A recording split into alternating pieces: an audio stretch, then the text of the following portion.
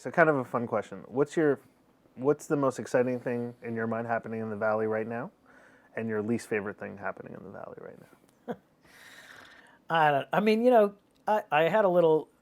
It was a very minor hissy fit, but a minor hissy fit the other day on Facebook because, you know, there was a post by someone that had nothing to do with the venture business. It was about whether people should be encouraged to go to college or not, and then halfway through it, someone said, "It's all the VC's fault because VCs are encouraging people to leave school because there's no harm to them, and it's VCs ruining kids' lives or whatever," you know. And I just like, really, you know, this is just ridiculous. So this kind of VC hating, VC bashing thing, I think, is just tired.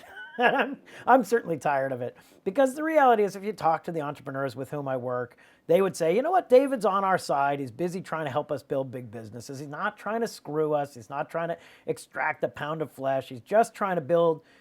He understands that in the end, the most successful businesses are the ones where instead of trying to grab your biggest piece of the pie possible, you make the pie bigger. It's so obvious, right? It didn't matter what piece of Facebook you had. It got so big that everybody did great, right? And anyone who knows anything knows that that's the venture business. The venture business is about, let's help you make a bigger pie, not let's fight about the stupid crap.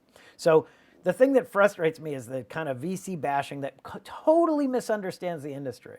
And I have this great temptation to, I'm going to set the record straight. You know, you're totally wrong. I'm great. You know, but it always sounds defensive and makes me look like an idiot. And so most of the time I resist. But in this instance, come on. Like, first of all, it's not even what we're talking about. Secondly, no VC thinks it's in their interest to destroy a kid's life. That's not what we're doing. What do you think fuels the VC bashing? Well, you know, look, I mean, ultimately, part of it is that our job is to say no, right? In any given year, I'll get 1,000 plans in my inbox, and I'll meet with 100 of them, and I'll fund maybe 2, which means that 998 people who have been introduced to me, I have said, your baby's ugly, right? And there are a million reasons for that, and it's never personal. It's not supposed to be, you know, it's not supposed to be an attack or whatever, but when you're starting a startup, it's personal. You care, it matters, you're engaged. And so to constantly have people say to you, this is not interesting enough for me to fund, it is not interesting enough for me to care, you know, that's brutal. I'm glad I don't have to go through that.